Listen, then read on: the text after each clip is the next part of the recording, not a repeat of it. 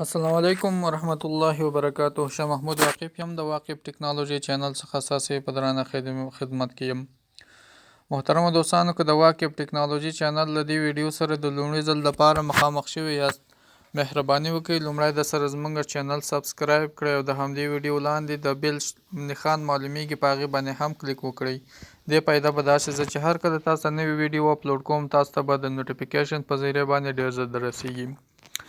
د نن ورځې درس کې وایو چې څنګه زموږ د انټرنیټ امبیانې زر مصرف نشي او همدا رقم ته د دغه مصرف مخنیوی وکړو. کوم چې موږ نه غواړو هغه ټاکلې مودې ته موږ بعضې پیکجونه نه رسوي، بعضې بنډلې موږ هغې ته نه رسوي. نو دې کې په خپل فیسبوک کې به تاسو معمولي غوندې سیټنګ دی دغه به وکئ، بیا به انشاءالله ستاسو د انټرنیټ امبیانې بې ځایه نه مصرفېږي، زیاتې به نه مصرفېږي، هغه اندازه به مصرفېږي کوم اندازه چې تاسو کار کول غواړئ. نو راځو دغه سیټنګ به تاسو په خپل فیسبوک کې وکئ چې دغې سره بیا ستاسو امبیانې نه مصرف کېږي. او بل به ستاسو په فیسبوک کې به اتومات ډول سره هغه ویډیوګانې چې په اتومات ډول سره پلی کېږي یعنې چالانېږي، په دغې سره زیاتې امبیانې مصرفېږي. غواړو چې دغه ویډیو په اتومات ډول سره پلی نه شي او د هغې مخنیوی وکړو. نو دغه عملیو د عملي کولو دپاره راځو تاسو زموږ سټیپونه فالو کړئ، زموږ سټیپونه تعقیب کړئ او دغه مشکل په خپل فیسبوک کې حل کړئ چې په اتومات ډول سره به ستاسو په موبایل کې ویډیوګانې نه اوپن کېږي او نه به چالانېږي. نو دغې دپاره تاسو به رابشئ د خپل موبایل فیسبوک ته به رابشئ. فیسبوک به څنګه کوئ اوپن به کوئ. زه تاسو ښایم چې څنګه په اتومات ډول سره پلی کېږي، یعنې موږ پلی کړي نه مګر هغه په اتومات ډول سره پلی کېږي دغه ویډیوګانې. زه غواړم په خپل فیسبوک پاڼه باندې لاړ شم او ویډیو ماته مخې ته راشي، تاسو تر څو ووینئ چې څرنګه دغه پلی کېږي. اوس دغه ویډیو د ما پلی نه کړله مګر په اتومات ډول سره پلی شوله.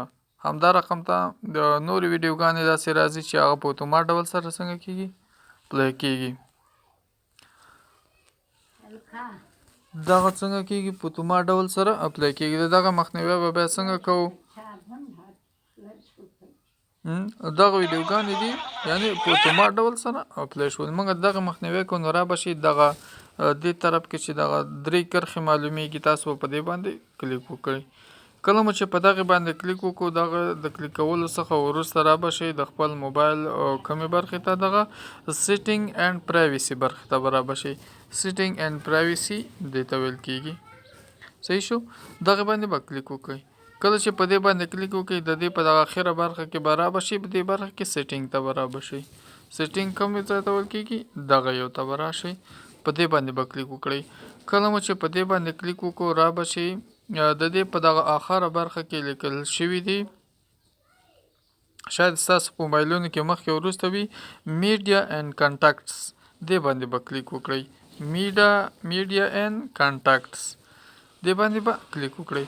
کله مو چې په دې باندې کلیک وکړو، دې برخه کې لیکلي دي اټو پلی. اټو پلی مطلب دا دی په خپله اتومات پلی کېدل یعنې چالانېدل. رابشئ په دغه اټو پلی باندې به کلیک وکړئ. صحیح شو؟ ښه، اټو پلی باندې به کلیک وکړئ. ښه، په دغه کې دغه 3 کمانډونه لیکل شوي دي: آن موبایل ډیټا اینډ وای فای کنیکشن. که چېرته تاسو ډیټا استعمالوئ یا وای فای استعمالوئ، نو تاسو به رابشئ ټیک مارک به کوم یو ته آن کړئ. نیور اټو پلی ویډیوز، یعنې په اتومات ډول دغه ویډیو نه پلی کېږي. تاسو به ټیک مارک کوم یو ته آن کړئ، دغه یو ته به دې ځای کې به ټیک مارک څنګه کوئ؟ آن به کوئ. صحیح شو؟ کله چې دا تاسو آن کړئ، بیا ته بیک لاړ شئ، نو ستاسو په فیسبوک کې به هغه ویډیوګانې په اتومات ډول باندې نه پلی کېږي. ویډیو به موجود وي مګر چې تاسو پې کلیک کړی نه یې، هغه ویډیو به نه پلی کېږي. زه بېرته ځم هماغه ویډیوګانو خواته. نو دغه ویډیوګانې به اوس په اتومات ډول سره نه پلی کېږي. هماغه ویډیوګانې دي چې اوس په اتومات ډول سره څنګه کېږي؟ نه پلی کېږي. هماغه شان د باندې کله چې پې موږ کلیک وکړو، نو دغه ویډیو به بیا پلی کېږي. صحیح شو؟ محترمو دوستانو، که چېرته مو دغه ویډیو خوښه شوې وي، مهرباني وکړئ زموږ چینل سره سبسکرایب کړئ او د نورو ویډیوګانو د کتلو دپاره زموږ د نورو ویډیوګانو د کتلو دپاره زموږ چینل سره ضرور سبسکرایب کړئ او خپل نظریات انتقادات سره په کمنټ کې شریک کړئ. بیا چې ستاسو په درانه خدمت کې حاضرېږو، تاسو پر پاک الله سپارم. د الله په امان.